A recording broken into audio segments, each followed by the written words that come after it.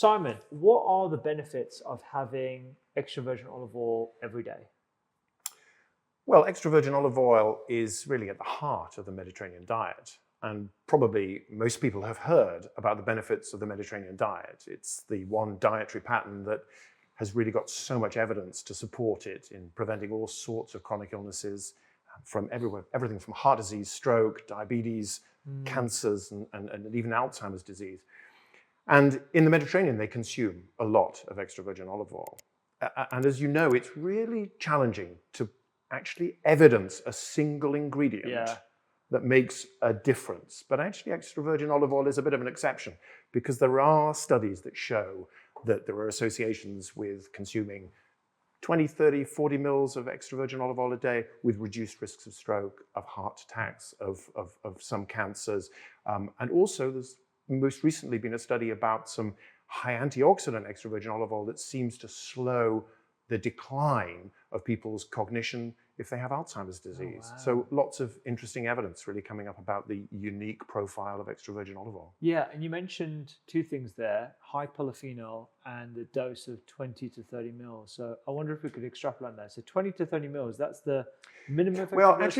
actually, the majority of the Mediterranean diet studies take between 30 and 50 mils. So okay. actually, it's a little bit more, couple of tablespoons plus a little bit more. Okay. I mean, actually, in Greece, they consume on average about 70 mils a day. 70 mils? So that's a lot of extra virgin olive oil in the traditional diet. So there's a lot of scope to have quite a lot. But if you use it for cooking and dressing and flavoring and moisturizing just throughout your day, then you can soon find you get through that kind of quantity. Amazing. Okay, so 20 to 30 mils every day is the minimum that I want to be looking for. So it's about 2 tablespoons or so.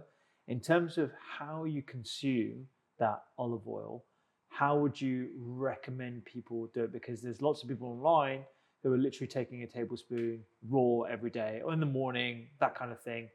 Is that the best way, or is it in combination with certain ingredients?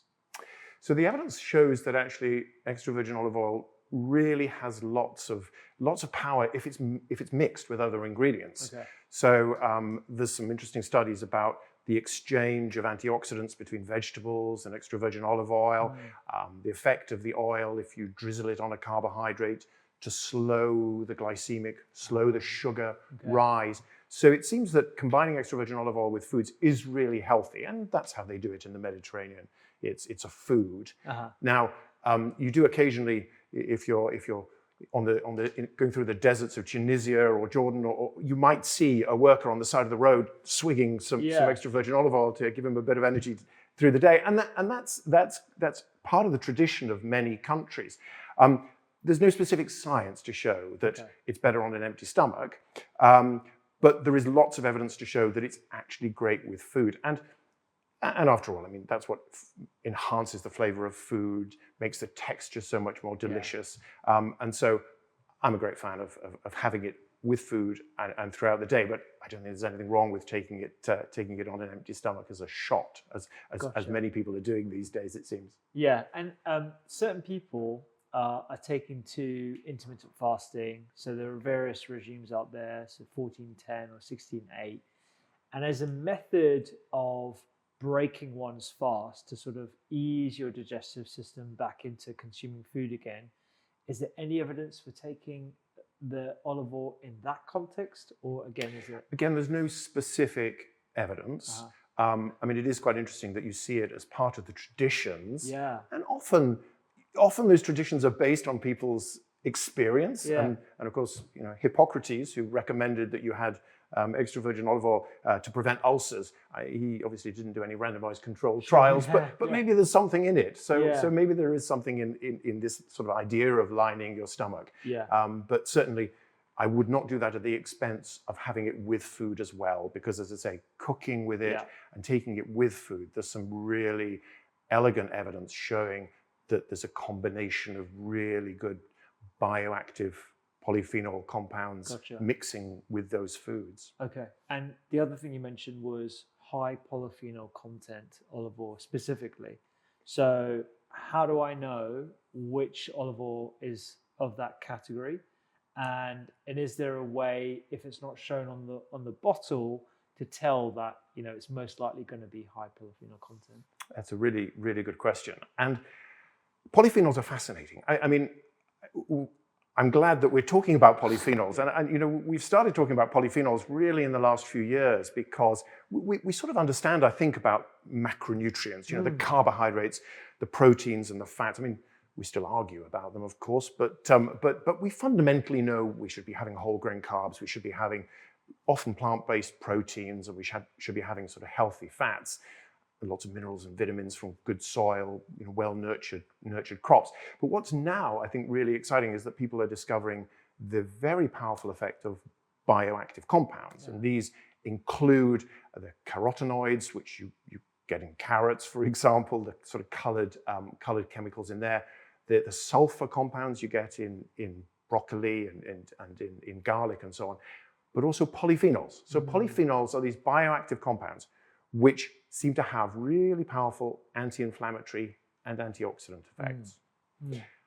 And so in order to be able to know how to recognize them, it's important to understand actually what they are. Yeah.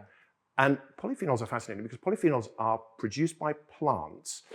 And, you know, I think we often think of plants, we often ignore plants, don't we? We walk past a plant, a tree, and we tread on it, and we don't really care. But plants are phenomenally smart. You know, I'm very privileged. I can look out from one of my windows and I can see a huge oak tree. Yeah. You know, and when the going gets tough for that oak tree, it can't uproot itself. It can't go somewhere else. It can't go to the country. It can't. You know, when it snows, it's got to protect itself. When it's really, really hot, it's got to protect itself. And plants have developed polyphenols to protect themselves. Gotcha. So they protect themselves from oxygen. So there are polyphenols on the outside of an apple, which when you cut it open, the oxygen starts immediately to change the color, to have chemical reactions. So it protects itself from oxidation. They also protect the plant from microbial attacks, so from infestations or infections. They also protect the plant because often they're quite bitter, to put animals off eating too much of them. Yeah. And then the polyphenols are often very colored compounds which change in color to signal to a mammal that the fruit is ready and mature enough to be eaten and taken. Gotcha. So if we hold on to a couple of those things from these really smart plants, we know that they produce them as antioxidants, just like the apple, outer cover, protecting it from oxidation. And we also know that they protect them from being eaten, so they can taste a little bit bitter. Bitter, yeah. So when you're looking for these polyphenol antioxidants from an olive tree, you may well find that it's slightly bitter, slightly pungent in the oil, so you can taste these polyphenols. Actually, it's actually a really pleasant taste, particularly when mixed with food. Sometimes people find it a little bit needing to get used to. So you can taste it, but you can also know that it's likely to be higher in polyphenols if it's harvested earlier, because the fruit needs most protection early and throughout the season until it's ready to be consumed by a bird or a mammal. So it's about getting that early harvest. And also, because we know plants are smart, when they're stressed, when there's a challenging environment, they will increase the quantity of polyphenols in response to protect the fruit from this challenging environment. So if you have early harvest, if you have a tree that's stressed a little bit, challenged, not over-irrigated, you know, not over-fertilized, from a naturally going grove, they often will have these bitter, pungent, beautifully tasting, high polyphenol oils, which in their antioxidant capacity, it's complicated the way they operate because we don't quite know for sure what happens when they pass through the gut, you know, and the gut microbes and so on. But actually they have an antioxidant effect in our bodies as well. Gotcha. Okay, so I'm taking early harvest as a label that I should be looking out for. With regards to the stressing of the crop, should I also be looking for things like grown at high altitude or organic, for example? Absolutely. So there is some evidence, it's quite limited evidence, but there is some evidence that the polyphenol content in organically grown crops is higher, absolutely. And similarly, at a bit of altitude. So Right. at a little bit of height, perhaps on the side of a mountain, you can imagine it coming through in Greece. Yes, at altitude, and olive trees can grow up to 700, 800 meters, sometimes a little bit higher than that. And they flourish there, but they're more stressed actually by the UV light, and so they can produce more polyphenols. Okay. And so yes, sort of high altitude, and sometimes the producers mention this on their labels, which is always good to see. And what is the decent polyphenol amount in milligrams per liter of olive oil I should be looking for? Yeah, so what is high polyphenol is actually defined by the European Food Safety Authority, because they've actually allowed a health claim on extra virgin olive oils that contain a particular minimum level of polyphenols. Okay. And high polyphenol levels are anything above 250 milligrams per kilogram. So that's 250. Okay. That's the measurement. Okay.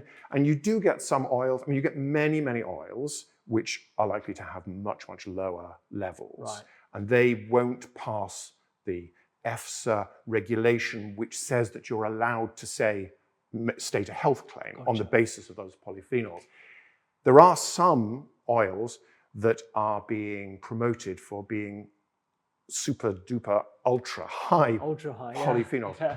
And that's fine on one level, but they can become really quite bitter and really quite pungent. And so occasionally they're marketed actually as medicinals, so in small bottles. But the reality is that we don't actually know what the right level. I mean, we know a good level is above 250 milligram per kilogram, and that's what the science is showing demonstrates these antioxidant effects. Yeah. But we don't know if you get much higher, whether they have the potential to do harm. Yeah. Because there are, of course, investigations of other antioxidant compounds which have shown that actually by supplementing with very high levels of antioxidants, there was an experiment, wasn't there, many years ago, using vitamin E for lung cancer. Actually, it showed that it probably turned off our own internal innate redox, which is our antioxidant mechanisms. So I would say above 250 milligrams per kilogram is a good level of polyphenols, and maybe these ultra high ones, I would be a little bit cautious about saying. Certainly, there's no evidence they're any better. Sure. And we just don't really know what they're doing at that kind of level. Yeah, I think it's a really good point, because more is not necessarily more, and I think with most things, food included, but certainly in medicines, you want to make sure that you're getting that therapeutic window.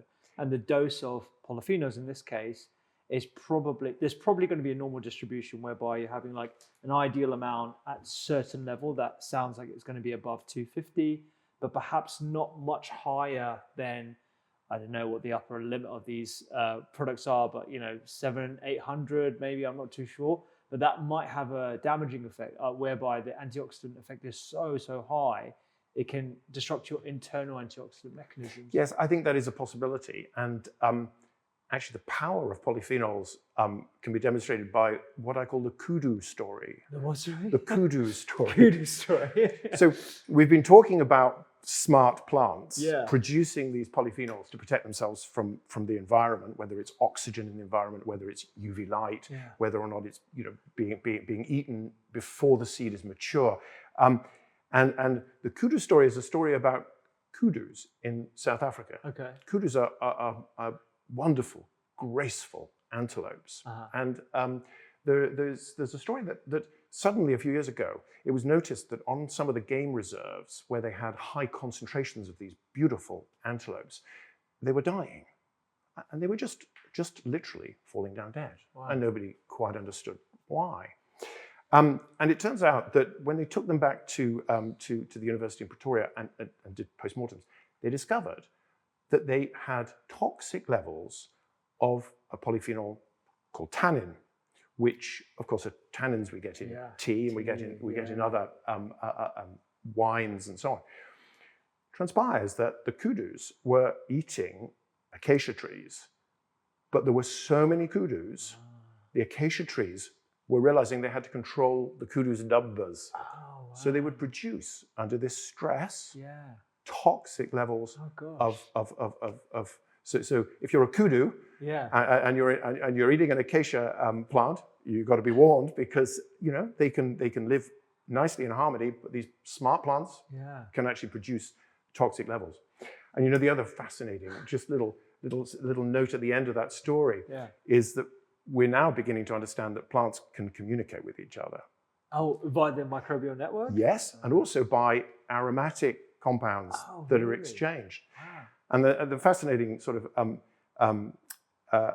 final chapter of this story is that they looked at all the acacia trees that were ratcheting up their levels of polyphenols to protect themselves.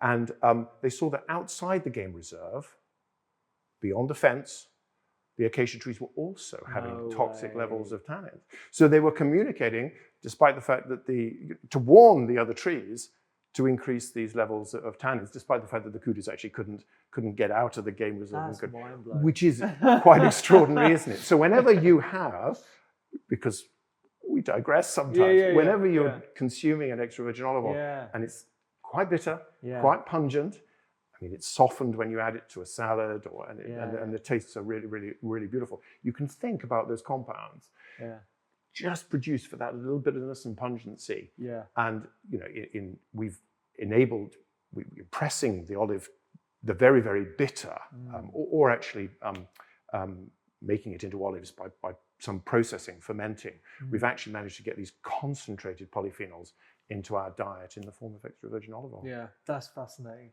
We mentioned polyphenols quite a bit now, and I wonder if, there are thousands of different polyphenols in existence, only a few of which have been studied in much detail. Are there particular standout polyphenols that we find in olive oil that have been studied in a bit more detail that might explain some of these effects on heart health and so on? Yeah, you're absolutely right. There are over 8,000 polyphenols that have so far been identified, more than 36 in extra virgin olive oil. Okay. And the interesting thing is that many of them are really very unique. Okay. So you get a lot of similar polyphenols in blueberries and in grapes and wine and so on, which all potentially have positive anti-inflammatory and antioxidant effects. But the ones in extra virgin olive oil, many of them are actually quite unique. So we talk about polyphenols like tyrosol, hydroxytyrosol, oleopurin. We talk about oleocanthal, which is the one that makes you cough slightly. Okay, right. Which is a very powerful anti-inflammatory. And so, yes, there are some very unique ones in extra virgin olive oil. Yeah, and the fats that we find in olive oil, mostly monounsaturated fatty acids, I'm guessing, but there are some PUFAs there, because am I right in thinking that olive oil is a good source of the short chain omega-3s? Yes, but it's mainly monounsaturated fats. So it's mainly many oleic acid, which is the monounsaturated fat named after the olive tree and olive oil. So it's mainly monounsaturates, some, as you say, some polyunsaturates, and a little bit of plant-based saturated fats, but predominantly monounsaturated fats. But it is thought really that although the monounsaturated fats we know can support healthy lipid levels, healthy cholesterol levels, actually the really interesting thing is going on with these polyphenols, which actually comprise a tiny percentage of the olive oil, but have really important effects, despite the fact that they're in relatively low concentrations. Gotcha. And the anti-inflammatory effect of these polyphenols, is that what can potentially explain the beneficial impact on lipid ratios? So things like LDL cholesterol, total cholesterol, apolipoprotein B, is that from the anti-inflammatory effect of olive oil, or is that still sort of a bit of? I think that's the fats acting on the. But the important thing about fats we're now understanding is the level of oxidation of fats. Yeah. So again, that's really important, which is that we might have an LDL, or we might have a level of LDL, but actually the harm is really going to come when it oxidizes. Gotcha. So when it's oxidized. And the interesting thing about the European Food Safety Authority health claim that's allowed on an extra virgin olive oil with a particular minimum level of polyphenols is that it talks about reducing the LDL, the oxidative stress on the LDL cholesterol, which is what is part of the inflammatory process that we now know contributes so much to heart disease. Yeah. So so that element to it is really important. The inflammation related to the development of heart disease. On the subject of oxidation, heating olive oils. So this is a common question we get about whether we should be using good quality olive oil or high polyphenol olive oil to cook with, or whether it should be used as a finishing oil, or whether it should not be used at all in any amount of heat. What are your thoughts on that? Yeah, so my thoughts are that, first of all, extra virgin olive oil has been valued and has been used in the Mediterranean for millennia. Okay. And it's been used, I mean, they obviously didn't have the facilities to produce the quality that we can see today, but they would be valuing these bitter and pungent oils. And of course, the Mediterranean diet, they don't use anything else for cooking. Yeah. And so in some respects, the Mediterranean diet couldn't work if it was unsafe to use. Yeah. And there's some now evidence which nicely backs that up, because it's demonstrated that people talk about a smoke point, which is the point at which an oil begins to degrade or change. And there are several things to say about. The first is that the smoke point of a good extra virgin olive oil with some polyphenols to protect it from the oxidation that goes on when you're cooking and the breakdown of the fats. Yeah. The smoke point is about 210 degrees centigrade. Okay. And of course, we normally cook well below that temperature. And the other thing is that actually it's much more important to look at how an oil performs over time. So we should be talking about what happens when you cook at normal temperatures for perhaps 20 minutes, 40 minutes, or even several hours. And there's some studies from Australia which actually showed that if you're cooking at 180 degrees, I mean, they actually heated the oil to 240 degrees first and then reduced it back to 180 degrees for 6 hours, comparing different oils, the oxidation, well, the trans fat formation was higher in other oils. The number of antioxidants left at the end was highest in extra virgin olive oil, partly because it starts off with so many of these antioxidants. And the formation of polar compounds, which are these sort of chemicals, the charged chemicals that are produced when a fat breaks down. These polar compounds, which we are concerned that some of them may cause cancer, may be carcinogenic. They were significantly lower in the extra virgin olive oil. So those kind of experiments cooking seem to show it's absolutely safe, but also advantageous in comparison with other oils. Yeah, and I think the more experiments we can do with cooking oils that actually are a lot more practical, they have practicality baked into the research methodology, the better, because that's something that I intuitively understand now. Like, yes, it can have a higher smoke point for perhaps some other oils, but how are you using that oil over time? How long you're cooking it, sautéing your food, etc. That's probably going to have that's the most important factor. Yeah, and I think you'd know if you were pushing any oil to an excess heat, because it starts to blue smoke starts. It tastes horrible, and you wait for it to cool down, and then you throw it away, feeling relieved that you haven't had to cool the fire engine. And then you'd go back and you'd start and you'd pay more attention. So actually, we don't tend to smoke oils. We don't tend to burn them. And I think you're right as well that it's about when you cook things together, because I'm always very conscious that we don't eat macronutrients, do we? We eat foods, which is why we can talk about saturated fat in cheese, and we can start to worry about cheese, but actually cheese is much more than saturated fat. And I think similarly, you can talk about extra virgin olive oil, but actually talking about it in the context of foods, combining, and also in the context of meals, I think is really where we need to be focusing the science, because we know that the effects of eating foods are not in isolation. It's in the context. It's in the food matrix. It's what happens when it hits our trillions of hopefully friendly gut bacteria, and so it's much more complicated than that. Is there an effect on our microbes of olive oil? Yeah, absolutely. I mean, if you look at different diets and their impact on increasing the diversity and increasing what we know to be the bacterial species that have a beneficial effect, you can test that with the Mediterranean diet, in particular with extra virgin olive oil, absolutely at 30 to 50 mils a day, whatever.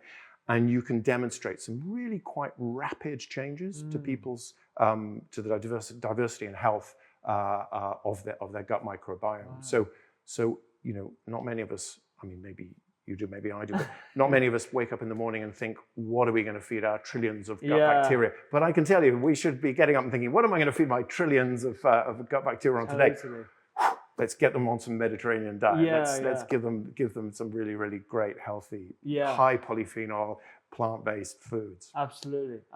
And actually, because you've written this wonderful book on diabetes, that was going to be my next question. Are there some, I certainly see the appeal of a Mediterranean diet when it comes to improving management of type 2 diabetes in particular, pre-diabetes, maybe even staving off diabetes before it gets to that established type 2 diabetes diagnosis.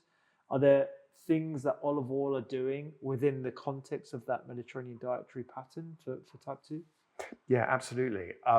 Olive oil, for a start, I mean, like other fats, when you put it on a carbohydrate, it decreases the glycemic rise.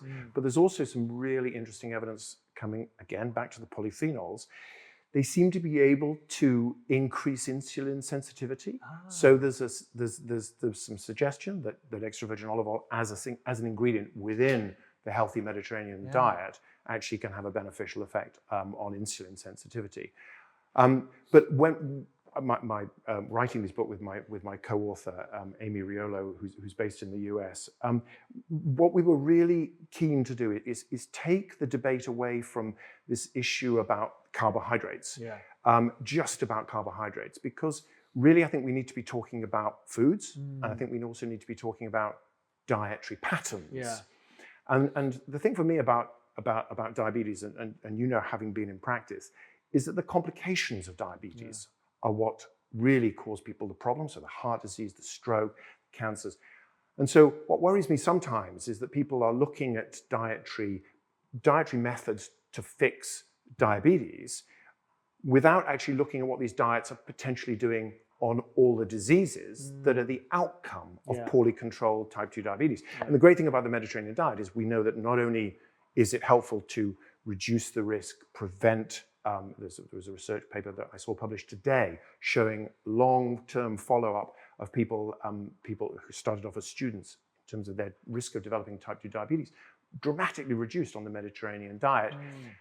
And yet it's also such a diet that's really, really helpful for all these other conditions that are related. So you get real bang for your buck if you have the Mediterranean diet. And so not surprisingly, it's been voted by the US News annual survey to be the best and most recommended diabetes diet. Being very conscious of your carbohydrates, of course, but having a good quality Mediterranean diet is really positive for diabetes. Definitely. In terms of where we source our olive oil from, I'm aware of the producers, particularly from places like Greece, for example, Spain. Are there other novel producers of olive oil that are really high quality that we should be looking out for? Yeah, absolutely. I mean, it's quite interesting because you can grow the olive tree where you can grow vines, more or less. Okay. So it's on the sort of 30, 40 degree parallel, north and southern hemisphere. Gotcha. And extra virgin olive oil is best fresh. So there are two harvest seasons, the northern and the southern hemisphere. So the story of the olive tree is a wonderful story because, of course, it started off as a wild tree in the Levant, in Iraq, Iran, Syria, cultivated in the Fertile Crescent, first agriculture, cultivating olive oil. Phoenicians probably bringing it across to the Mediterranean, and Spanish ports and North African as well. And then, of course, with the discovery of the Americas, the Spanish and the Portuguese took their most valued possessions over there and started planting trees.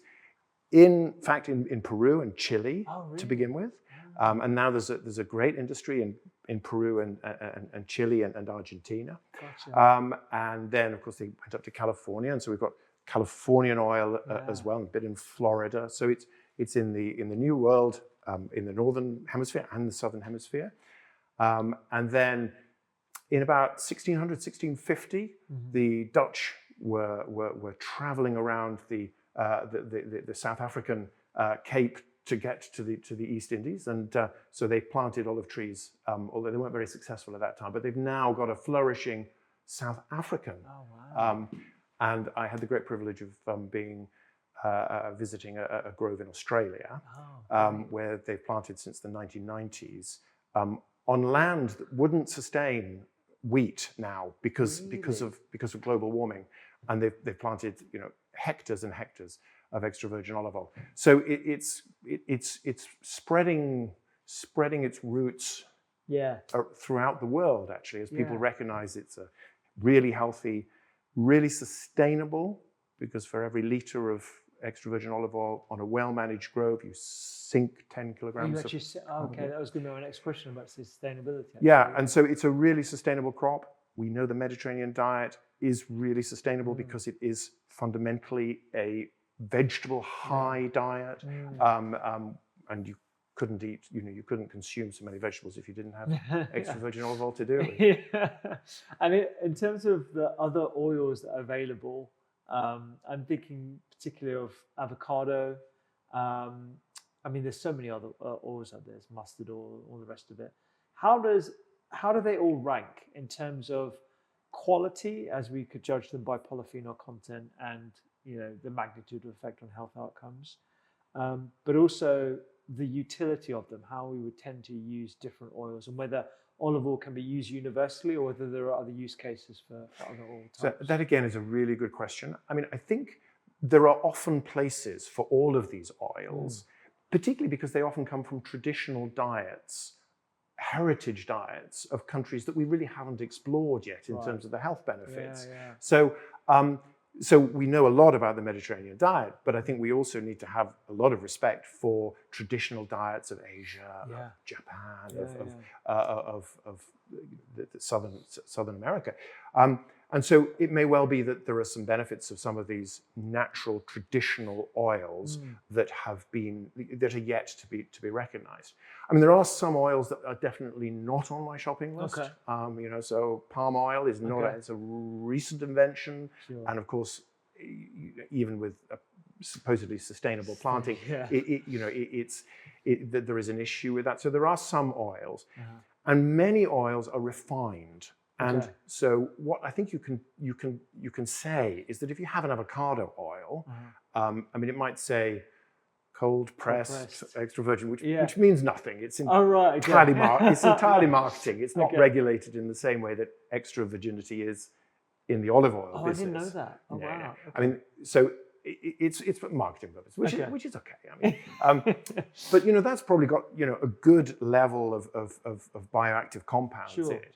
But there are refined oils, and these are oils that have been taken to a refinery, heated, purified, and then they are pretty much devoid of these polyphenols. The polyphenols are pretty much taken out by chemical and heating processes. So things like canola oil, the vegetable oils, and in fact, actually, we'll talk later about these different extra virgin olive oils, but we've got an olive oil over there. And it's important to understand that olive oil is a refined product without passing the standards of extra virginity. They take defective oil off and take it to a refinery and process it heavily. So it's a fat, but that's more or less all that you can. I mean, it's a monounsaturated fat, but it hasn't got these rich polyphenols in it. Gotcha. Okay.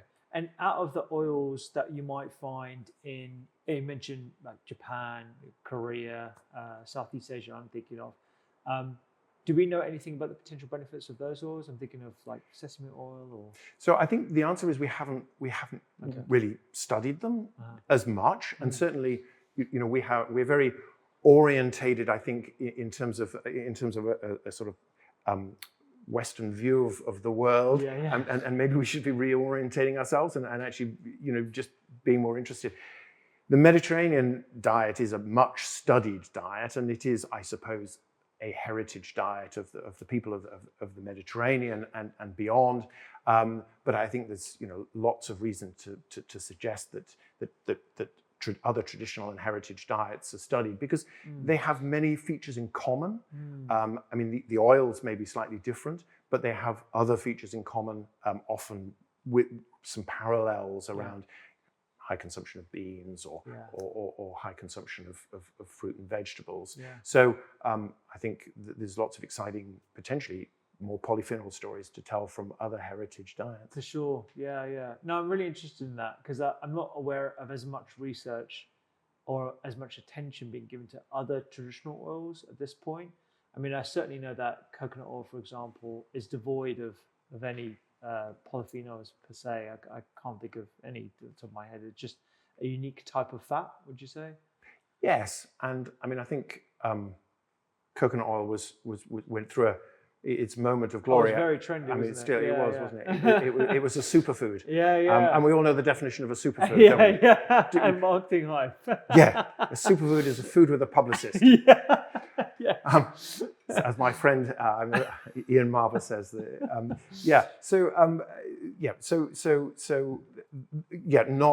Not this kind of polyphenol story that you can get in extra virgin olive oil. And the polyphenols in extra virgin olive oil possibly are really a very, very significant driver of the value of the Mediterranean diet as a whole. Okay. You mentioned refined oils. I think perhaps we could have defined exactly what we mean by extra virgin, virgin, and then olive oil, because these terms I think are bandied around quite a bit, but maybe there's a bit of confusion as to what they all refer to, particularly in the world of olive oil, because that was news to me about avocado not actually having standards of extra virgin versus just regular avocado oil. It's all the same. So what are the differences between extra virgin, virgin, olive oil? So because olive oil, and extra virgin olive oil in particular, the one that tastes fruity and bitter and pungent, has been valued for millennia, there's always been issues of potential fraud with it. Right. And so, I mean, even the Romans, Rome was built on 7 hills, but there's an 8th hill, which is called Monte Testaccio. And it's basically a Roman rubbish tip.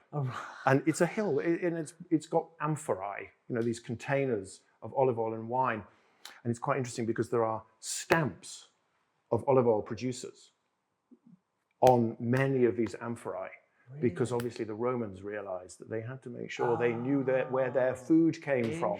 They had to know that it was really the real deal. And if you put your stamp on it, and it wasn't the right stuff.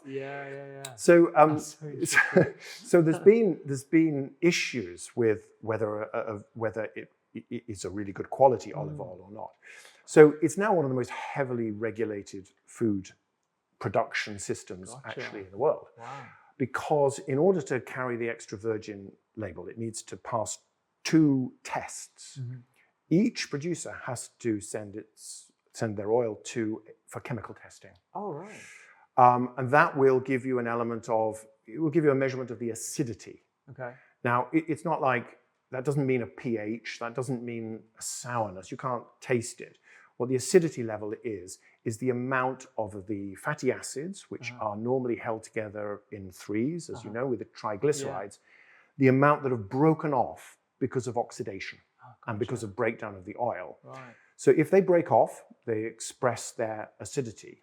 So you have to have an acidity level that's low to show that the fats are preserved, haven't been oxidized in the process of harvesting and of milling and producing the end result.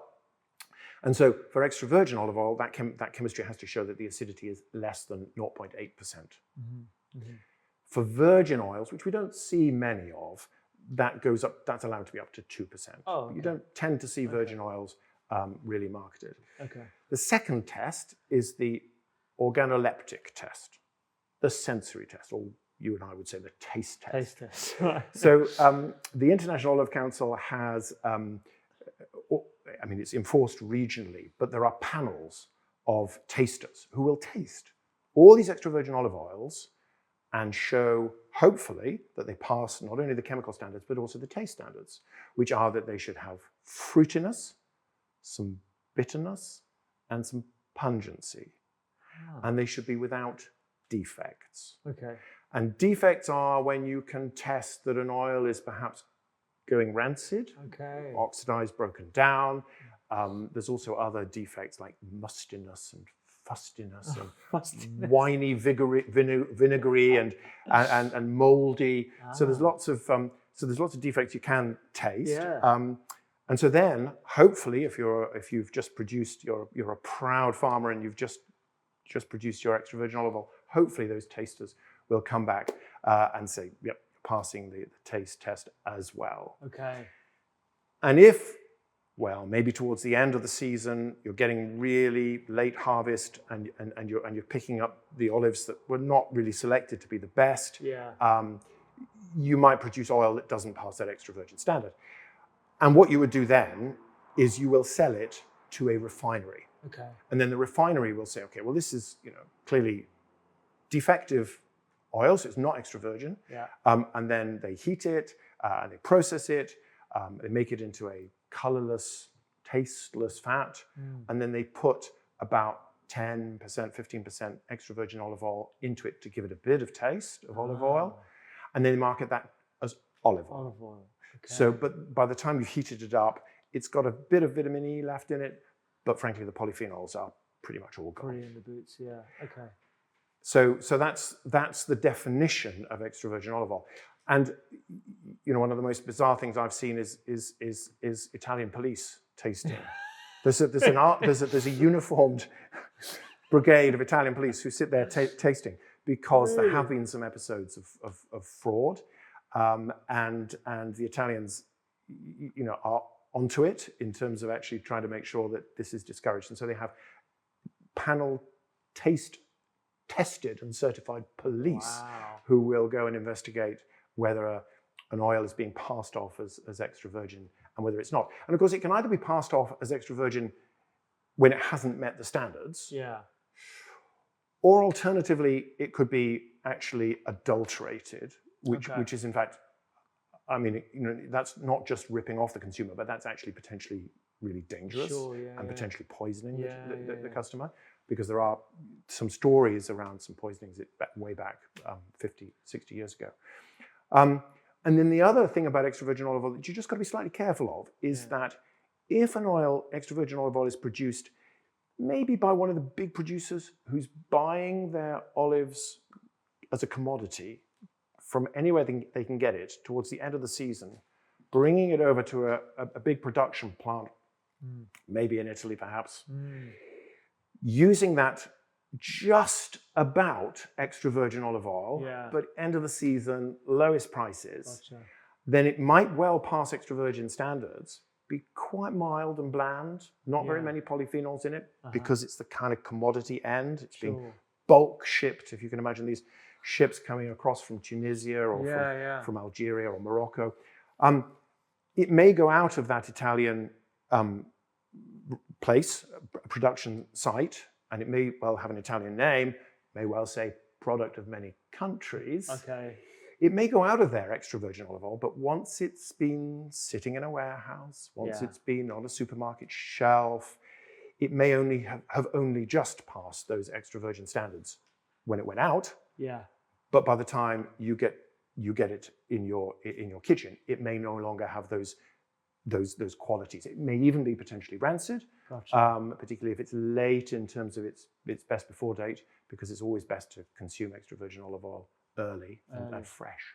So there are various bits of the market, including bits of the extra virgin market. Yeah. And in terms of, I think we're going to get to that when we come to tasting, but if I'm looking at a bottle and it's early harvest, it's high polyphenol, but it was actually collected a couple of years ago, does that affect the quality of what's in the bottle today? I.e., is there a degradation that occurs over a certain amount of time that we should be aware of?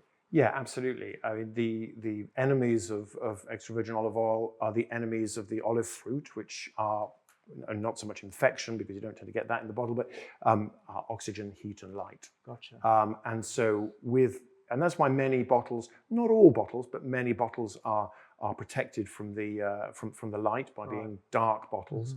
And then over time, there's a degradation. consumption of the antioxidant levels will be going down, Gotcha. and the likelihood of the oil being rancid, defective, no longer extra virgin increase. And so it's always good to see on a bottle the producer, Okay. in some way expressing themselves and expressing their passion. Yeah. It's always good to see a harvest date. Uh-huh. The best before dates, you can put a best before date of about 18 months on an oil, because it will keep. It will keep. Okay. But to be honest, if you want to have the best tasting, the ones that are likely to be highest polyphenols, it's great to get a really early harvest, but this season if you can. Yeah, gotcha. Yeah, I mean, I guess if you're going to be having 30 mils of extra virgin olive oil every single day, and there's 2 of you in a household, it's going to last about, a couple of weeks. So you're going to be going through olive oil pretty quickly. So, yes, you will, and that's how the Greeks and the Spaniards and the Italians do it, and it may well be contributing to their longevity, and so I think the conversation about price is really important. Yeah. And I think to some extent it is about the choices we make, because I think if we regard it as being a commodity, if we even regard extra virgin olive oil as being just another commodity, another vegetable oil, then we may get away with spending less on it. But on the other hand, if we pay a little bit more, get higher quality, not only does it taste great, but we know that it's got these associations with health. Yeah. Actually, if we just figure out where we spend our £10 or our £12, in some respects, if we went out and bought a bottle of wine, or if we went to a coffee shop on our way to work, we could soon be spending £5 or £10. Absolutely. And so I guess, I think we in the UK are quite famous for spending a very small proportion of our household income on foods. And so maybe it's about thinking, well, what am I getting for my 40p a day, for a £10 bottle of extra virgin olive oil. And for special occasions, just like you might have a rather nice bottle of wine that you're saving for special occasions, have a really nice premium bottle, and have that on the table, or take it as a gift if you go around to dinner with somebody. So I think it's about trying to work out the economics of it, but also valuing it as a really extraordinarily healthy product, and a product that is produced with a lot of costs associated, because it's not easy to produce olive oil. It's a tough thing to produce extra virgin olive oil, because it's not an industrially produced product. Yeah, absolutely. And on the subject of refined olive oils that we were just mentioning earlier, there's a lot of talk these days about seed oils in general, about how they're harmful. Now, I can understand that you're not getting the benefits of extra virgin olive oil if you're opting for an olive oil, because they're heat treated, the polyphenol content is like to be very low, minimal amounts of vitamin E, all the rest of that. But are there any disadvantages apart from the absence of this polyphenols that you're introducing into your diet? Any inflammatory effects by consuming that kind of olive oil? So you're absolutely right. You won't get the polyphenols in there. You'll get a high proportion of monounsaturated fats, and those are generally regarded as being beneficial. The debate about vegetable oils and some seed oils is about their levels of omega-6 polyunsaturates, because in our diets we consume probably an excess of omega-6s in comparison with omega-3s, which are present in some seed oils like flax oil. But in general, we probably are getting that balance because of processed foods and because of baked foods. We're getting omega-6s perhaps in too greater a concentration.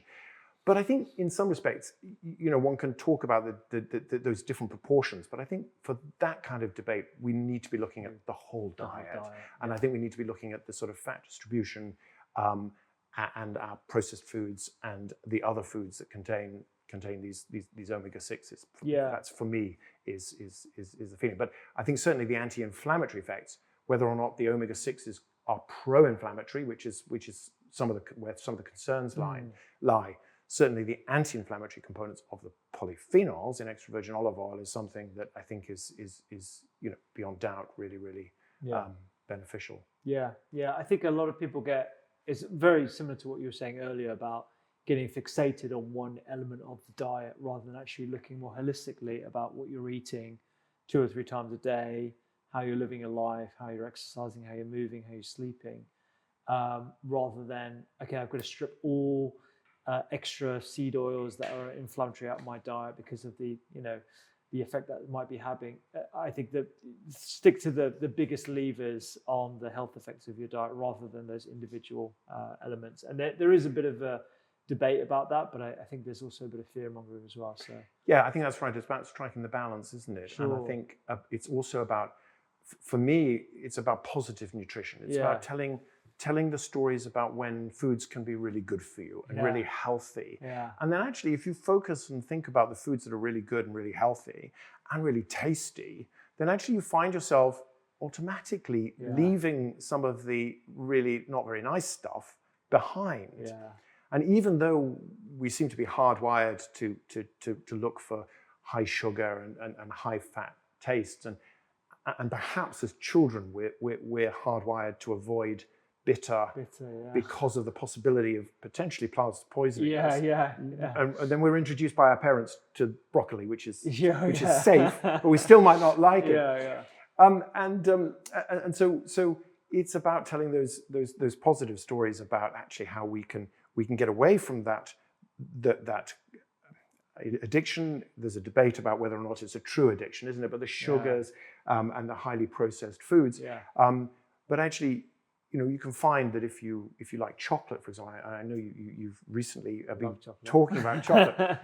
But for me, there's nothing like a square of really intense, really dark chocolate. Me too. Particularly with an espresso. And it's that bitterness that I think we've lost from our taste lexicon. And if you really are keen on really high sugar, then try just increasing the amount from 50%, 60%, 70%, 75%, 80%, and you'll find that actually over weeks, and again this has been shown by behavioral scientists to be true, that over weeks you can reduce your craving. And then when actually you find yourself having to eat an Easter egg that you've been given, you find it's far too sweet. And of course the same is true of salt. You can wean yourself off salt. Herbs and spices, part of the Mediterranean diet. Again, rich, very concentrated polyphenols, particularly when mixed with extra virgin olive oil. They seem to release the polyphenols when you eat them. And there's some great stories about herbs and extra virgin olive oil. But you're weaning yourself off sugar. You're having lots of antioxidants from herbs and spices, and salt rather. And then you go into a fast food joint and you have their fries with salt, and it's just too much. Yeah, it's too salty. And so I think we've got to train people, and I have the privilege of talking, doing the health modules on some olive oil sommelier courses. And sometimes people start off and saying, well, but how can bitterness and pungency in an oil be attractive? And I said, well, it's about your tastes, and it's about your perception of taste. It's about the interest of the taste. And I said, and often they're from the States or from other countries. And I say, I'll tell you what, after we finish this long day of tasting lots of olive oils, let's go down, have a pint of bitter, which is bitter, fantastic. And let's go down to the Spice Palace, which is spicy, and have a really nice spicy meal. And yet we seem to have a sense of we sometimes don't want to have those kind of flavors, but they really are what makes food, I think, really interesting. Absolutely. And also really healthy. I think the more I've gone on my personal journey toward embracing healthy foods into my diet, the more I have a deep appreciation for bitterness, to the point where the chocolate I choose is 80 to 85%. The coffee I drink is black coffee, usually without milk or anything. The ingredients I have on the sides of my dishes are always bitter greens, mustard greens, horta, a foundation of the Greek diet. And And the olive oil that I appreciate is the real pungent, bitter notes that I think we're going to enjoy in a second. And going back to what we were saying really right at the beginning, these bitter notes are actually indicative of these plant polyphenols, which in modest amounts in good quality foods can be really healthy for us and act as antioxidant and anti-inflammatory compounds. Epic. Well, I think we've convinced everyone that they should be having olive oil in their diet. I think we should move on to the more practical elements of tasting said olive oils and trying to give people some ideas of how they can choose the best olive oils. The labels they should be looking out for. I know I'm now looking out for early harvest. I'm going to be looking at when this was produced. A bit of a story about the producer is always a good thing. But let's go through some of the criteria. So we've got some olive oils here that we're going to try. Yes. Extra virgin olive oils. Yes. Well, and so because we must. So this is olive oil over here, which you've got, which is the refined product. Okay. So frankly, it doesn't matter that it's in a clear bottle because it's got no polyphenols in it. Okay. So there's nothing to protect. So it will go rancid probably quite quickly, but and it's not a desirable oil in my view. Okay. You've got some other oils over here which we're not going to taste, but which are super oils. I think I've tasted at least 3 of them. Oh, really? This is Leah, which is a beautiful oil from the Peloponnese in Greece, produced by a lovely lady called Christina and her family. And that's an oil, zaytun from Palestine, and they very much focus on the story about it being a fair trade product. Obviously, in the current climate, potentially really struggling with that. Yeah. This is an oil from Belazou, who are a good company actually in West London, who produce a lot of Mediterranean-style goods, and that's a cornicabra from Spain, if I'm not mistaken. Nice, yeah. And again, it's got the tasting notes. It's got tasting notes, yeah. I can't see the polyphenol content. No, many people don't put a polyphenol level on their oils. The cornicabra variety, because we didn't talk about variety. Variety also influences how many polyphenols they have. And so cornicabra, for example, is a Spanish oil variety, which has quite high polyphenols to begin with. Okay. And a lot of Greek oils have korineki, which again is quite a high polyphenol. You can also get some Spanish oils which are milder, and some are really, really very good. So there's a variety called the Arbequina, which can produce some beautiful soft oils, probably slightly lower in polyphenols naturally. But if you're consuming good quality extra virgin olive oils, you will probably get your polyphenols, if you have enough of it. Gotcha. So some great milder oils which are good for fish or good for salads, and then the more robust oils, like the cornicabra, which will be quite a robust oil, and the Lear again, often a lot of flavour to those, which might be good for good for cooking vegetables, cooking meat, and so on. I thought I recognised korineki. Yes. So this is from Two Fields. We got sent this by a friend of ours, a friend of the pod, Karen O'Donoghue, who's a baker in West Island, and she's phenomenal. She asked us to try this. And I love these stories about how people connect. People fall in love with and then get a connection either through family or they have somebody they know they visited, and then they become very loyal to those brands, which is fantastic. Because actually, that's what it's all about. And the producer, I'm sure of that oil will be incredibly proud of what they do and what they produce. And so I think apart from the refined olive oil that we've got over there in the corner, I'm sure all of these would taste really, really, really lovely and have different tasting notes. But we're just going to taste a few. We're going to taste a few. So you asked me to get the Filippo Berio extra virgin olive oil. I think this is probably the most ubiquitous in all supermarkets. Everyone will have access to a bit of Filippo. Benefits, disadvantages?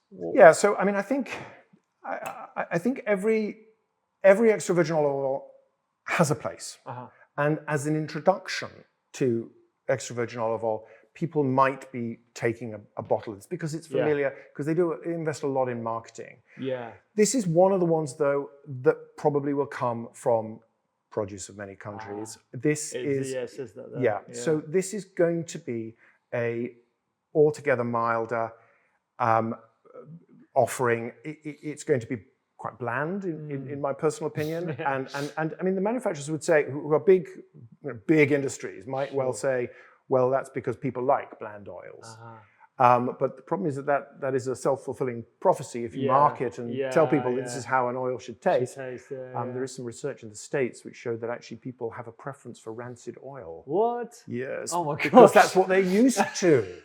So there's a bit of education to do that. Yeah. So I think we probably, well, I mean, we taste in blue glasses. Yeah. And theoretically, we should. I mean, we're not having a blind tasting. Sure. Yeah. But you know, if we were tasting for a competition, or if we were tasting, even if we were Italian policemen, we would be blinded, so we wouldn't know. You know, we wouldn't know where the oil came from, but we can see, so we will have some indication.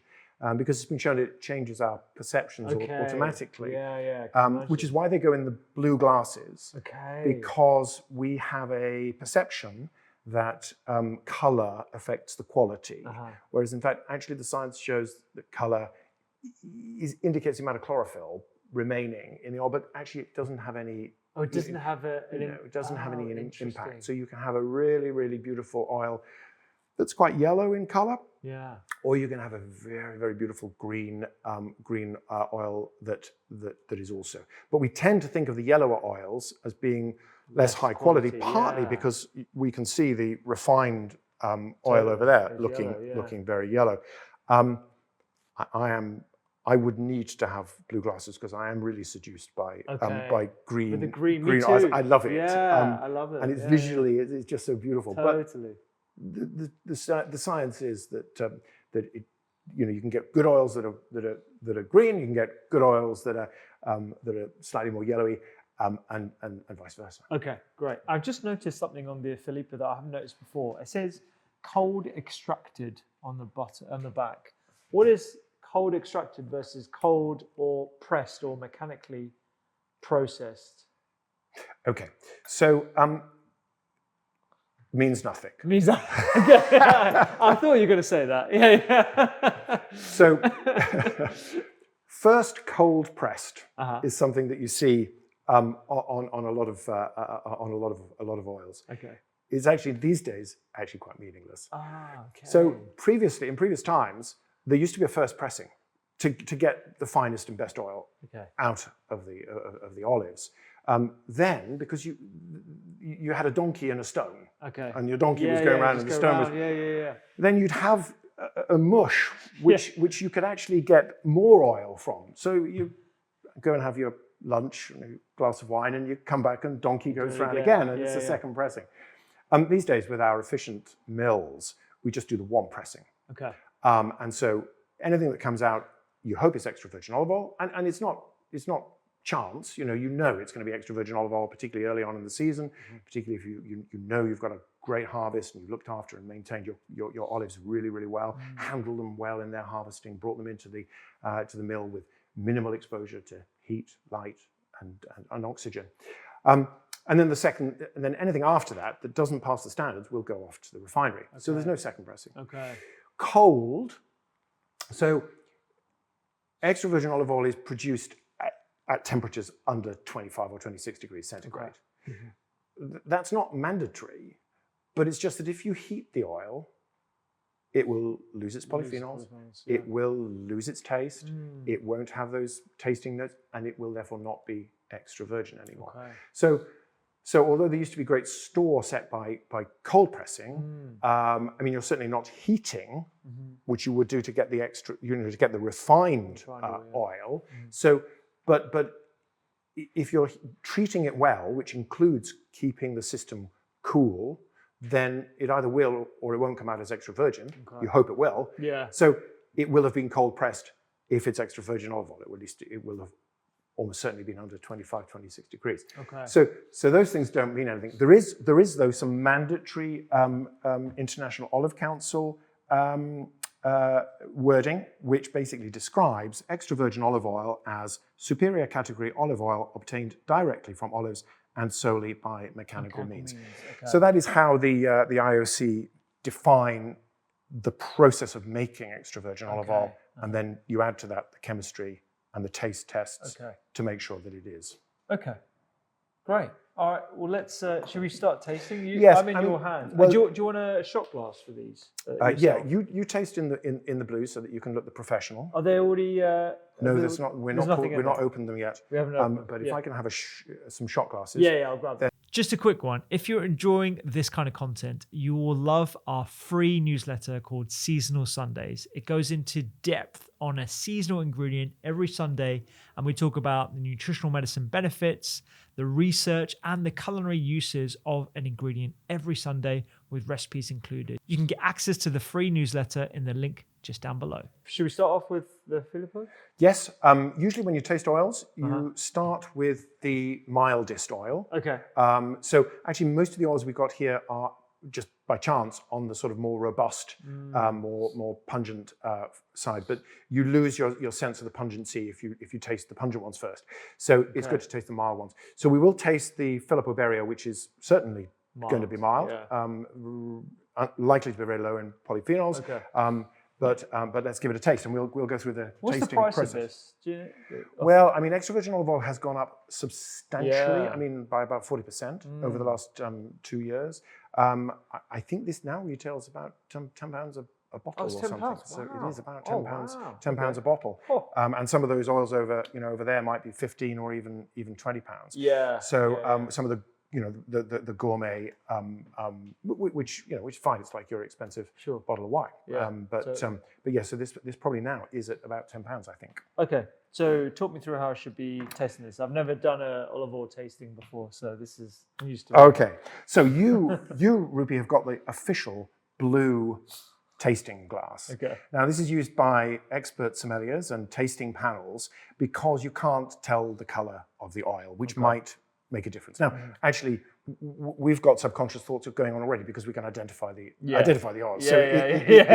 We're kind of coming at this for a slightly biased perspective anyway. But it's nice to have a feel of them because it's quite a nice thing to feel. So and I will taste it out of the shot glass so that I can understand too. So you can take first of all you warm it up. You can probably take the lid off now. Oh, lid off, yeah. Yeah. Well, you could try and swirl it, but I'm worried that the lid might go flying. So pop the lid down, and then if you just put your hand over it to just keep the aromas in, and you just warm it slightly. And the idea is that it sort of comes up to room temperature, and then you just pop your nose in. Just my nose. Just pop your nose in and just have a little smell.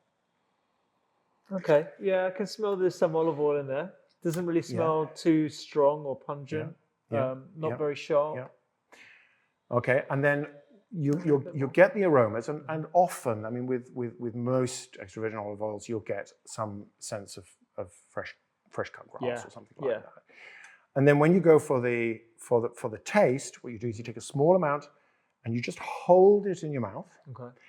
And then you might find, I suspect not with this, but you might find that it then becomes bitter, and then as you swallow it and take it in, you might get a pungency at the back of your throat. So you're getting those fruitiness and the taste, and then you're getting the bitterness and the pungency. Okay. And you might, if you want to look really professional, you might do a bit of strapaggio. Oh, okay. Which is right. To kind of bring a little bit of air in, so that the oil goes around your mouth until you can taste it. And then, as I say, what you're looking for is the fruitiness, the bitterness, and the pungency, and you're hoping that you won't get any defects. I mean, you might with this, and the defects are that you might taste sort of slightly sour, vinegary, or even sort of rancidity, which is a bit like a nail varnish. Taste. And again, if I was a proper sommelier, I wouldn't be seeding these thoughts ideas, in your head. But that's the kind of thing. So I mean, if people are testing oils at home, or just interested to understand them, those are the kind of things you're looking for. So take a little bit. Tiny bit. Yeah. Do I have it on my tongue, or do I just let it go? You can take enough to let a little bit on your tongue, but also around your mouth as well. Okay.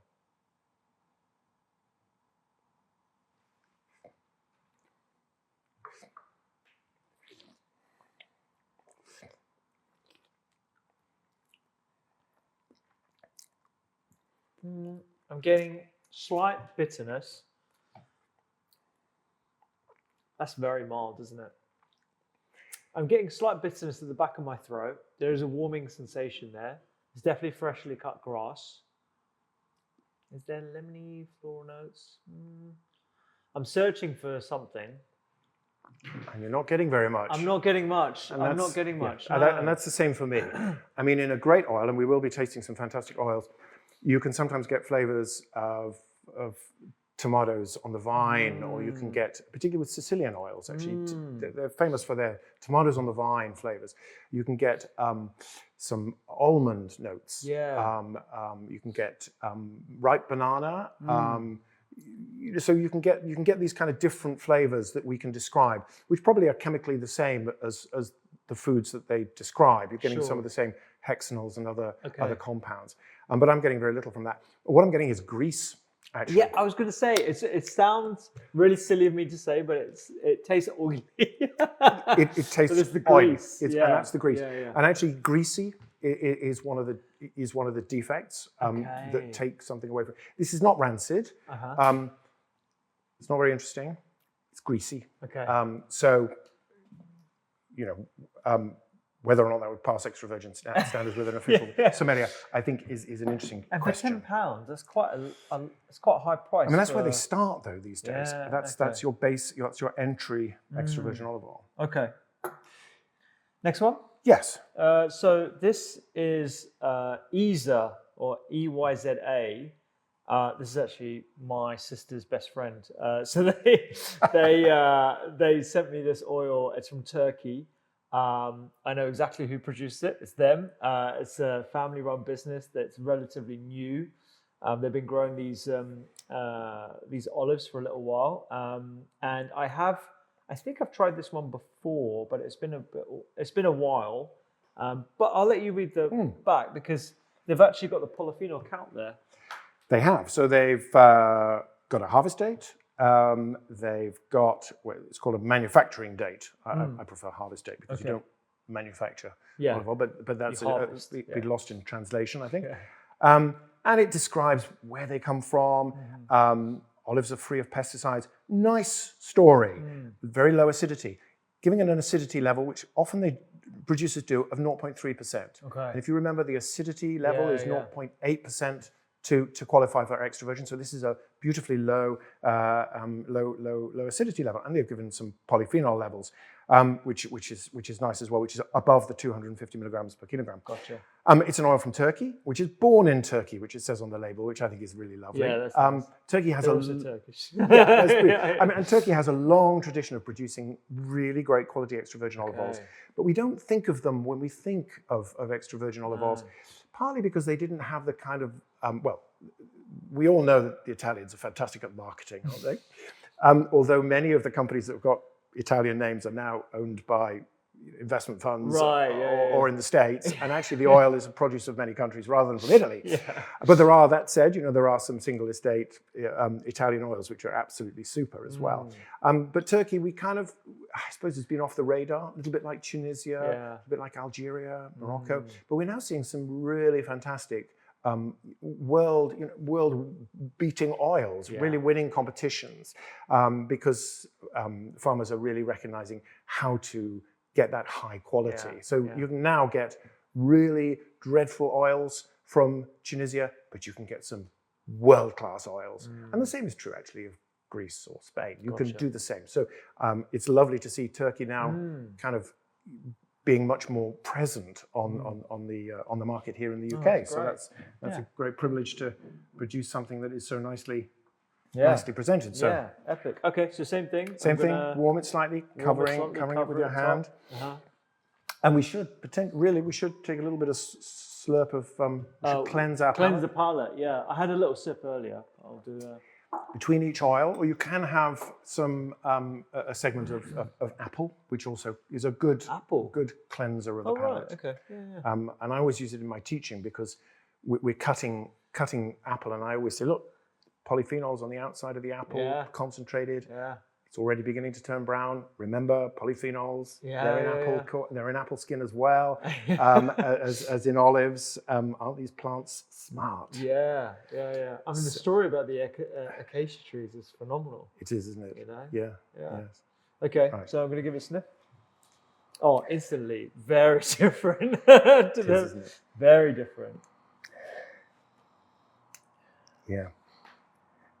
Definitely getting sort of much more fresh cut grass and Tons of grass. the other thing you're looking for when you're tasting is complexity and harmony. Okay. So you're looking for fruitiness and bitterness and pungency, but you're also looking for other tasting notes which add to the oil's sort of value. But you're also looking for harmony, but complexity as well. Okay. So you might find that it just tastes lots of different. You're getting lots of different taste sensations, and that's positive. And I suspect we'll get that in this.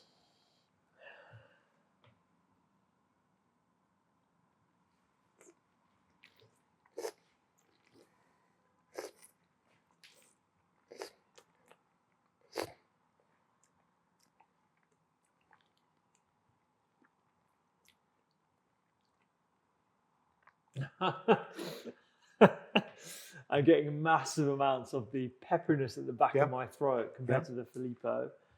So it's eliciting that cough reflex. Very much less greasy and slicky. Yes. It's almost like it's repelling against my tongue and my mouth. The loads of fresh cut grass. I can't really detect any other sort of like floral notes. Maybe my palate's not that refined, but definitely getting lots of pepperiness at the back. I'm getting a little bit of green banana. Okay. A little bit of unripe banana. But it's a nice oil. Yeah. It's a nice balanced oil. So you're getting a nice sense of it's just really easy oil. Yeah. And actually, you're getting the pungency and you're getting a little bit of bitterness, but it's not excessive. It's not excessive at all. No, it's a nice, well balanced oil from Turkey. Great. Fantastic. So you can congratulate your sister's best friend. Yeah. Passes that test. That's about 20-25 pounds or so. This one, I'm not too sure the price. Do you remember the price of these sister-in-laws? I can look it up. I can't remember exactly. I'll look it up it's now. about £15, I think, maybe. See. 17 pounds. Okay. 17 pounds. Okay. So this is how many mils? Is 500 mils. 500 mils, £17.50. And you know the producers, don't you? Yes, I know Sarah from Citizens of Soil. And she's part of a wider organization of women in olive oil, which is a relatively new organization which supports women in the business, networking, helping with education and marketing a little bit. And it's a wonderful organization that's really changed, I think, the experience for a lot of women producers. So I think she tends to go for farms, because I think Citizens of Soil do a range of different oils. Yeah, they do. Yeah. This one is a single estate from Greece, and it gives the family name, which I think is lovely. So I hope I pronounce this correctly, the Manginas family in the Peloponnese. Also gives some tasting notes, and it's produced. It's almost certainly going to be a Koroneki variety. I'm not sure they say, but that's fine. That's the most common in Greece. Interestingly, they give a polyphenol level, which is nice, 359 milligrams per kilogram. So a nice level of polyphenols in there. So yes, and they do give some tasting notes. Nice. Oh, it's different.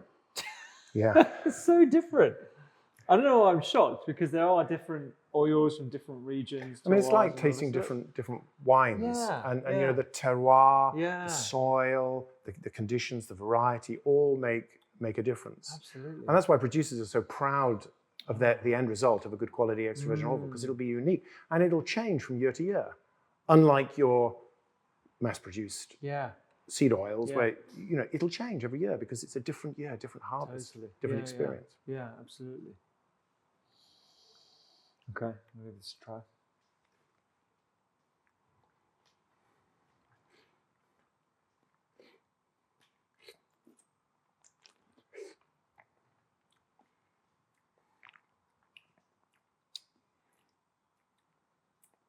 very different. Loads of pepper into the back of the throat. It tastes, I wanted to say floral, but maybe it's that like there's sweetness to it. For me, it's sort of slightly herby. Yeah. Sort of I'm getting Italian herbs in it, actually, although it's not. That's probably because of my ignorance of native Greek flora and fauna. Yeah. But I'm getting sort of herbs, and it's a little. I think it's just a little bit past its best, and I think this is a bottle. The harvest is November 22nd, so it's still good. It's still, in my opinion, extra virgin, which actually is a great testament to the oil, because the freshest is better. So I can taste a little bit of aging in it, but it's still a great oil. That is great. Yeah, that is really nice. Really, really like that one. Let's go for this one. So this Odyssey. Yes. Do you know these guys? I know Panos. Yeah, Panos is a wonderful character from Odyssey. Yeah. Odyssey, along with Belazou, which we're not tasting today, but Odyssey have really brought Mediterranean foods to the UK. I mean, I think they have to be credited by doing a lot to introducing high quality oils. And we're in a studio in West London, and Panos will tell you the story about fresh out of college. There he was, thinking about what to do with his life, and he was selling olives on Portobello Road in the market, which is of course just a few blocks from here, and has now expanded and does a lot of range, and does an excellent quality, affordable Greek oil, which you can see there, which is so that's a PDO, so that's a protected designation of origin. So PDO, DPO, they're things that can be given to Parma ham and other foods to give a regional authenticity. Sure. When you say a PDO or DPO, which is I think the Italian translation of it, when you see that on a bottle, it doesn't necessarily indicate quality, but it does indicate that it's got to be from a particular region. And usually those organizations have got some minimum criteria that you have to fulfill in terms of quality, which represents that region. And so that's, again, nice to see on the bottle. And this is Kalamata extra virgin olive oil, so different oil, different olive variety.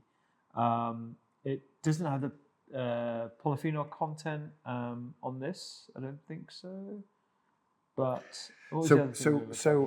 So Kalamata is actually a region of Greece which produces the Kalamata olive, but I think the variety is not the Kalamata olive, because that's more made for a table olive. Oh, okay. So I think it does say on the label that it's Koroneki, which is, so it's from the Kalamata region, but it's from the Kalamata region, but it's actually a Koroneki, which is the commonest in Greece. Okay. And again, it's really interesting because they can communicate so much on labels. It's got a great taste award, as you can see on the front, which is great taste award. I think in general it's good because it does point us and sign us towards good quality products. But I would almost guarantee that the people who taste the olive oils for great taste are not necessarily specifically trained in olive oil. So I would say, I see an oil which only got 1 star. Great taste awards. I think, oh my God, this is such a beautiful oil. This is 3 stars all the way. And the other thing you sometimes see, I don't think we've got any examples here, but you sometimes see competitions. So just like you have in wine, there are now competitions. And again, this is for the discerning sommelier, but there are some competitions which are better than others. Right? So New York is great, Los Angeles is great, Tokyo is great. There are some really, really excellent competitions, but there are some which are, less, perhaps less rigorously undertaken, because there's often, a bit of the competition organizers make money, obviously, and they have submissions, and then. But they have to pay absolutely, strict attention to what quality of judge they're getting. Gotcha. So yes. Do you judge at all? No, I don't judge. Why not? Sorry? Why not? I don't regard myself as being qualified. Oh, really? Yeah. Oh, right. I think because these producers, are spending their lives working to produce really fine quality extra virgin olive oils. And for me, if they're going to go into a competition and pay to go into a competition, they should expect to have world-class sommeliers. And you can take a lifetime to train, because it's not just about doing courses. Or indeed teaching the health module on courses like I do. It's not just about doing that. It's actually about the experience as well that you've got under your belt. What would you say is the best olive oil competition to look out for? Or one of the top ones? So New York is really good. Los Angeles and Tokyo. Okay. And the Italians have got some good competitions as well. Are they literally just the New York olive oil competition? Yeah. Wow. Okay. Yeah. Oh, look out for the olive oils that they've judged there. Yeah.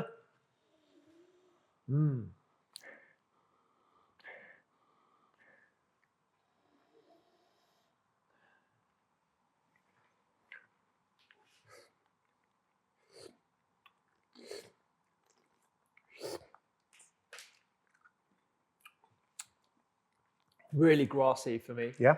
Really grassy. That's good. That is a nice oil. Yeah, it's got really good flavor, and the pepperiness is coming through right now. It's like it takes a while. It takes about 10 seconds for me to just really feel the back of my throat. But I get like it's fresh cut grass. It's herbs. Yeah. There's quite a lot of flavor in that, and it's quite complex. You're right. I mean, I think that's what I take. It's quite complex, and often you get koronekis, which are just really quite flat. I mean, they're koroneki, they're good enough, but you can just say, and it's the one variety that's probably the easiest to recognize. But this is quite complex, and I'm even getting a little bit of nut. I'm getting a little bit of almond in there. But so that's a nice, very affordable oil. Yeah, that is really good. I'm just going to look at the price of that. £15 for the 500 mils. So, for an extra £5 on top of this, you're getting a lot more experience, I find. And I think the calculations, off the top of my head, so they come with a health warning. But I think that would be about 60p a day. Okay. To get your 20 mils. And you can probably get it. You can probably get it in larger quantity if you wanted to use more, and that might well bring the price down. Yeah. So some producers will import in a 3-litre tin, and a trick is that often what they put in the bottle, but because the production and the transportation and the bottle costs are greater, like with many things, you get a better, you get a lower price per litre on sometimes what is the same oil, but in a 3-litre tin. So if you're using that kind of those volumes, then it may be worthwhile trying to invest and afford a 3-litre. Okay. Well, moving on to the other scale. So this is Brian Johnson's olive oil.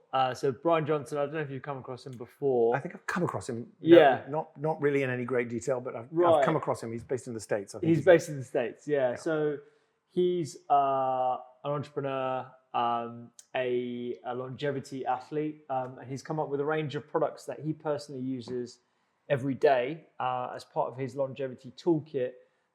Olive oil is something that he consumes a lot of. He allocates, according to this, 15% of his precise daily calories to this particular extra virgin olive oil.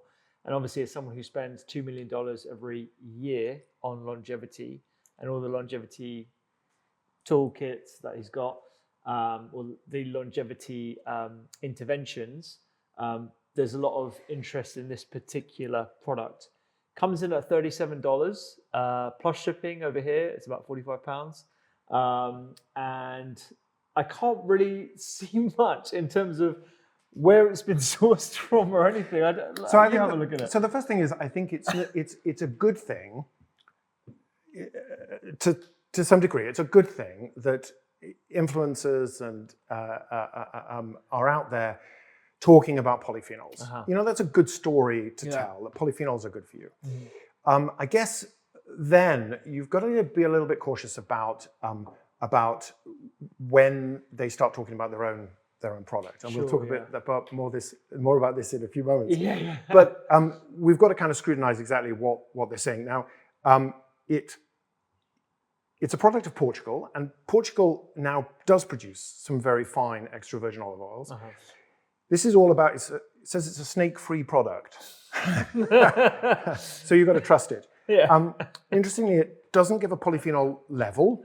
It just really talks about Brian and his UV-resistant glass bottle. Which it's good to have it in a dark bottle because heat, light, and oxygen are what degrades oil. Consume 1 tablespoon every meal, and again in the Mediterranean they do have olive oil, with every meal, including often with sofrito, which is the tomatoes and onions in the morning. But there's not much else about it. We're not getting the variety. We're not getting a harvest date. We're getting we're getting what's called a filled date. Oh, a filled date. Okay. Now this is quite interesting because I actually want to know the harvest date, because when extra virgin olive oil is harvested, the producer will put it in great big huge stainless steel towers with nitrogen sitting on top to preserve the oil. Okay. So the oil can sit in there for considerable periods of time. Now, there will be some degradation because it's just sitting there storing. And sometimes, despite what the producer tries to do, it does get hot. It gets hot in the Mediterranean, it gets hot in Portugal. So it's got a filled date. Okay. So that doesn't tell me when it was harvested. Okay. It could have been sitting in the vat for 12 months. So it could be previous year's harvest. And then it's got a best before date, which is what you get. You're allowed this 18 months after you put the bottle. But that's not taking into account the possibility that actually there's some degradation that's going on, some oxidation that's going on. Gotcha. So that's a little bit of disappointment that he doesn't give a harvest date or polyphenol levels. I'm just going to go through, because here on the website, they've got some extra information that unfortunately isn't on the bottle. So you asked for a harvest date, and here, according to the website, I don't know whether it matches up with this particular bottle, it says that it's November 2023 harvest, Portugal. But then there's also a number of other harvests as well. May 2023, Australia. So, okay, no, that's good. So what he's actually doing is he's going to the hemisphere which is producing the earliest harvest. So he's going to Australia in May for that harvest. So actually, I credit him with that. That's good. And then he's going from Portugal, and this is the same harvest. So it's a little bit confusing for me to read that it's filled, but that is the most recent harvest. So that's fine. And November. It depends. You can't say whether November is an early harvest or not unless you know the variety, unless you know the conditions, because each grove will, in general, groves in Spain, for example, are harvested early in October. Gotcha. By the time you get to the end of November and December, they're bringing less good oil through the press. I've also got some extra information on each individual harvest as well. This is really interesting, actually. After listening to you now, I just looked this up on the website. So for the Portugal November 2023 harvest, it's got the polyphenol content milligrams per kilogram, and this is 484, so that's high above the 250 threshold. 72% oleic acid, which is the about average, really, for an extra virgin olive oil. They've also got some extra information here on the peroxide level and the sensory analysis defects, which is something that you were talking about earlier as well, which is really interesting.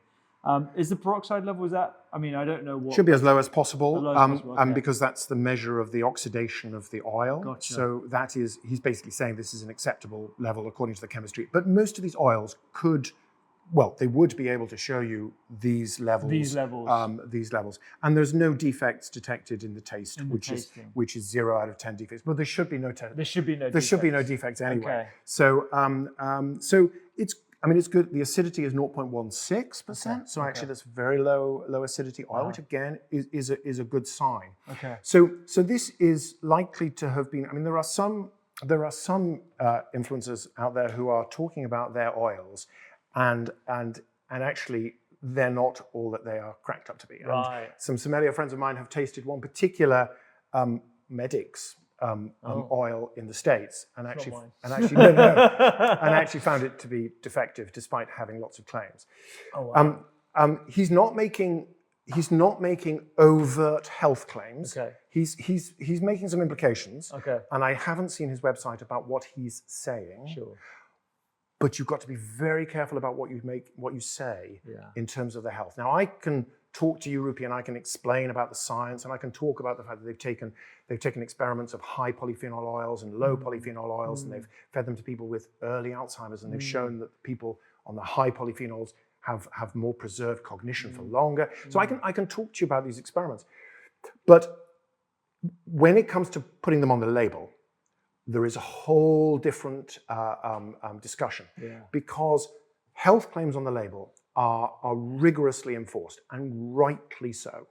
So there are some oils out there and some websites, because again, you've got to be cautious about what you say on websites. There are some websites out there that say, drink this extra virgin olive oil and you'll feel fab. You'll feel, it'll make you mentally sharper. Or it'll boost your immunity. Right. All these famous expressions. Now, again, there are some antimicrobial properties of extra virgin olive oil, but to pass the stringent and rigorous tests to say something on a bottle or in your advertising is a really, really important rigorous process. And so he's not making any overt health claims on this, as far as I can see, although there are some implications. Sure. But yes, but he's giving us quite a lot of information, and I haven't seen the website. The website, whether or not it keeps you sexually active until you're 120. I don't know about the sort of claims, but there's some good information. That's interesting. Okay, let's give it a taste test. Yep. So this is the bottle. I'll put it there. This is yours, and I'll warm this up. So same thing again, warming up to room temperature. How long would you do this in a competition state? Would every oil be kept at the same temperature and actually temperature controlled? Yes. Wow. Exactly. It's a very rigorous process because people's livelihood depends on whether or not what a quantity of extra virgin olive oil. Yeah. And one thing I would say about it's good to see levels of polyphenols, but as we've talked about the kudus, you don't want to be in an arms. You don't want to be too high. You don't want to be an arms race about it because I'm not suggesting that a very high polyphenol olive oil will poison you, but it's what I think is really important is that people understand that through a good quality extra virgin olive oil, very well produced, with some fruitiness, some bitterness, and some pungency, will give you a certain level of polyphenols. Yeah. And what's really, really I'm passionate about is to make sure that people understand a good quality, high polyphenol extra virgin olive oil at an affordable price. Yeah. Because I think that whilst we can all celebrate really, really fine oils, for me, my passion is to get everybody on the Mediterranean diet. Totally. And that means daily. Yeah. And that can get expensive. If you're talking about oils, well, like of that caliber, 40, how much did you $40, or I think it's 45 pounds, and that's how much is that? Is that a litre? It's 750. Okay, so slightly more, than but these, but definitely more per litre. And I've seen an oil in the UK marketed, high polyphenol, the slopes of Mount Vesuvius or whatever. They don't grow oil on Mount Vesuvius. But I've seen these oils and they're sold for £40 for 500 mils. Wow. And that actually really upsets me, particularly if there are lots of health claims that are unsubstantiated. Because actually I think it's really important to get people really enjoying affordable, high polyphenol, high antioxidant, high anti-inflammatory. Because you can get the same. What I'm reading is you can get the same benefits from a really well-produced oil at a much cheaper price, half the price. Yeah, but let's taste this. We shouldn't.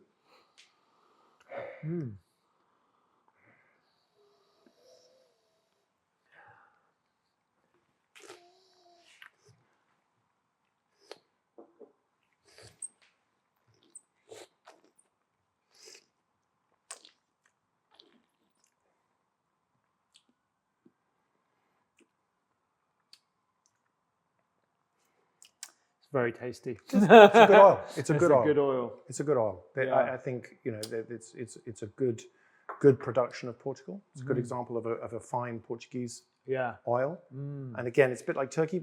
We didn't used to get very many Portuguese oils, but the quality is improving. And that's a nice oil. Yeah, it's good. I can't say that I would notice a remarkable difference between this oil and, let's say, ESA or Citizens of Soil in terms of flavor. Personally, from the untrained palate, I am getting a lot more pepperiness actually, just on the back of my throat from having that. But I'm not too sure. I don't know if you are. Yes, I am getting slightly more pungency, and I think that does relate to the polyphenol levels. And whether that makes it slightly inaccessible for people who are wanting perhaps a little bit more gentle experience. I like robust oils. Sure. This is quite robust. Okay. I think for my salad or for my fish, I might it might be a little bit overwhelming and overpowering. You can imagine in the States, with all the steaks, you can imagine marinating your steak in that actually. And in fact, actually, if you marinate your steak in a high polyphenol, not necessarily that one, but a high polyphenol extra virgin olive oil, when you cook it, it decreases the formation of these heterocyclic amine compounds, which I think we talked about on the podcast. It protects the meat from that Maillard process, the burning, which produces the heterocyclic amines, which we're concerned may contribute to bowel cancer. So there's a lot of good reason for marinating, and this would be a good oil to marinate your steak in. Because of the high polyphenols. That's brilliant. Well, and because a steak would take that level of polyphenols. But I think, for me, the first oils were a little bit more subtle, because I think when just letting that sit with me now, I'm still just getting it's almost becoming a little bit kind of boringly just predominantly peppery.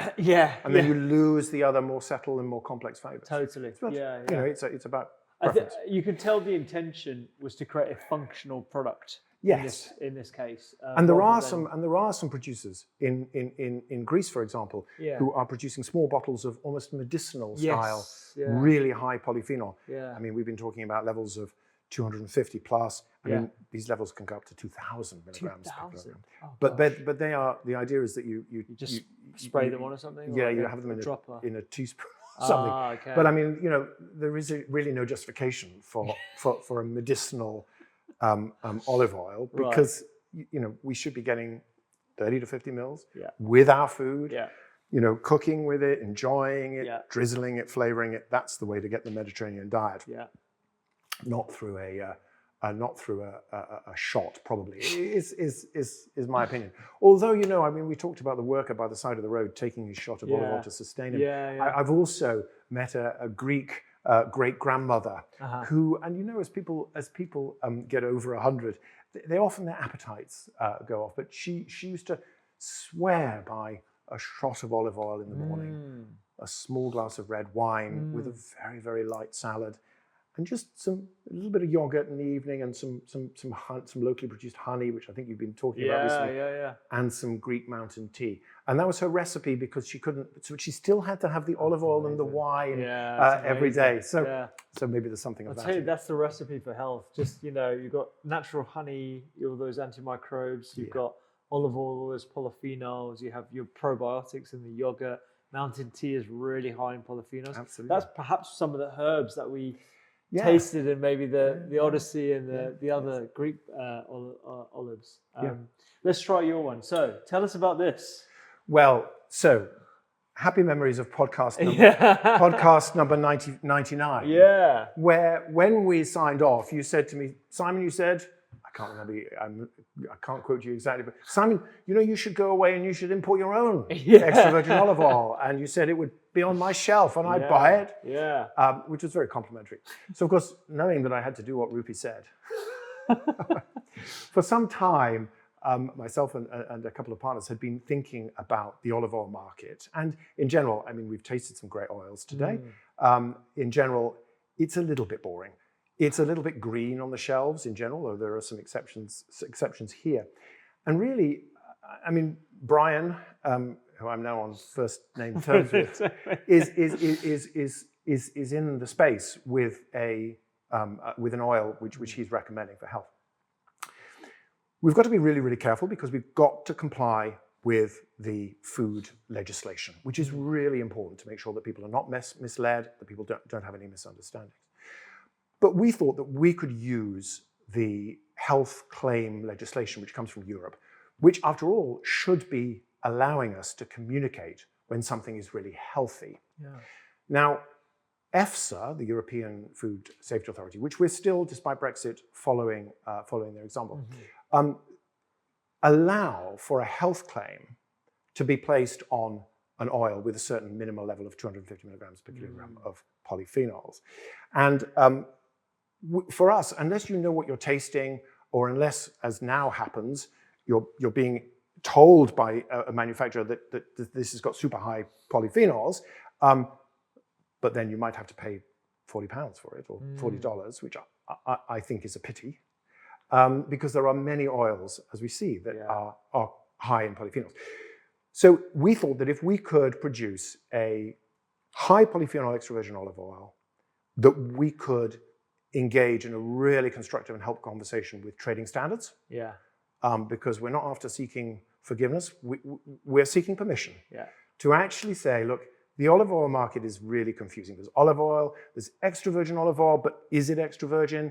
And where's it coming from? And what are its polyphenol levels?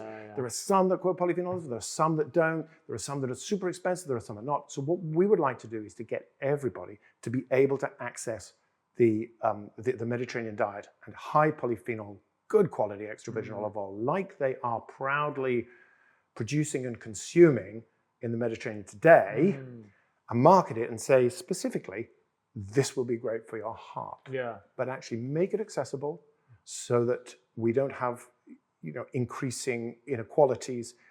Try and place it at a really disruptive price. Okay. So our aim is to disrupt the extra virgin olive oil by educating, by communicating, and by making it affordable as well. Oh, you're doing a fab job. So how much is that? Well, thank you. So this is not yet available in supermarkets. This is an exclusive. Well, we've got our first delivery in, and we're having conversations at the moment with supermarkets. We're aiming to get this on the shelf sub £10. Sub £10. Yeah. So we're talking less than Filippo. Well, we're talking about competing at this end of the market, but with an absolutely authenticated high polyphenol extra virgin olive oil. Wow. Which will deliver on the promise of that health claim. And the health claim, just for information, is olive oil polyphenols contribute to the production, to the protection of blood lipids from oxidative stress, which is really important. Yeah. But who understands that? Yeah. Which is why Cambridge Trading Standards have agreed and allowed and indeed endorsed us coming up with a product like this. Yeah. So would you like to taste something? Yeah, I'd love to. Yeah. So this is heart healthy. Is that the positively good for you? Heart healthy, because we need to deliver on what extra virgin olive oil can do at its very best. Absolutely. Oh, sorry. So this is a.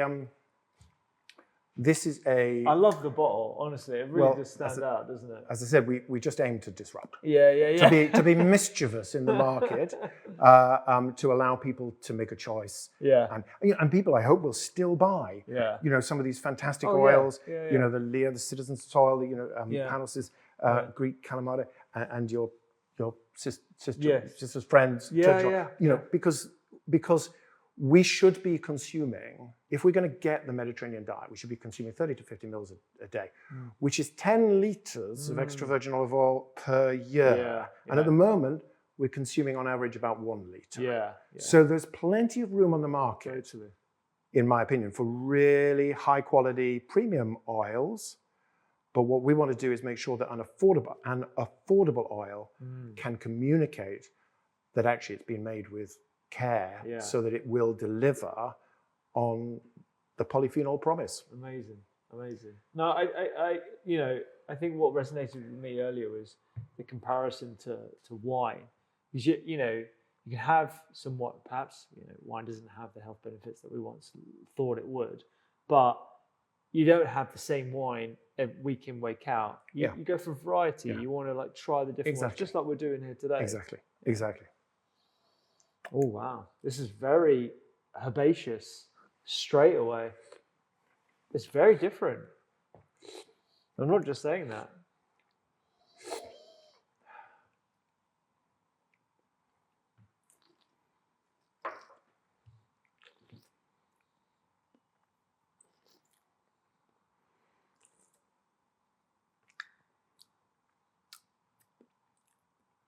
That is very different to all the ones that I've tried. There's complexity in that. There's that pungency. That sort of like musty fire at the back of my throat is coming through now.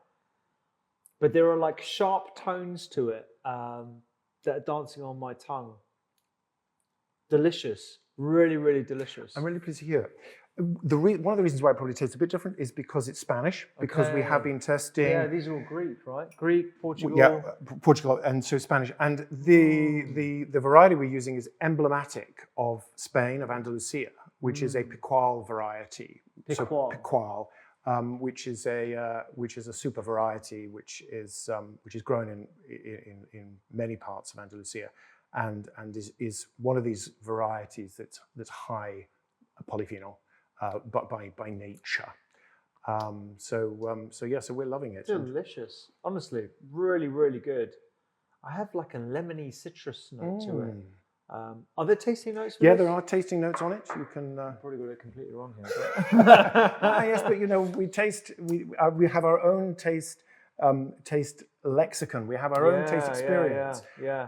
Almonds, fig, freshly cut grass. I love it. And again, for us, it was really important to ensure authenticity. So those tasting notes are sommelier tasting notes. So that's what a sommelier has you know, how is defined it. And so this is 322 milligrams per kilogram of polyphenol. So a real good, decent dose there, well above the 250. And then, is there a harvest for this? We've done, because this is a trial. This is our first bottle. We've got the harvest, but we haven't actually. This year's harvest, but it's not written down there yet. Because this is the first bottles that are coming in. Nice, that is wonderful. Welcome to keep and thank you put very on your much. Well, kitchen. I mean, it goes well with the pink fridge and everything, doesn't it? It does, actually. That's fab. Honestly, thank you so much for coming in and showing us how to choose oil, how to taste oil, what we should be looking for, how to read a bottle. This is going to be really, really impactful for a lot of people, I think. So you should 100% do more of this. You should start your own channel and start. Well, like, you're very tasting. kind. I mean, what's exciting actually to me is that I published a book called The Olive Oil Diet. I published a book called The Real Mediterranean Diet. And I've been working with the Dummies, and we've got a third book, which is the Diabetes Cookbook for Dummies, which is coming out next month. But actually now we've got my dream gig from Dummies, which is that they've commissioned me and myself and Amy to write Olive Oil for Dummies. Epic. So we hope that the kind of education, the kind of understanding, and it's full of stories, you know, some ancient, some very modern, and it should be available before Christmas. But I've got to get down and write it. So, Amazing. But that's an exciting thing because to some extent it is, you know, a lot of it is about education and about helping people to understand.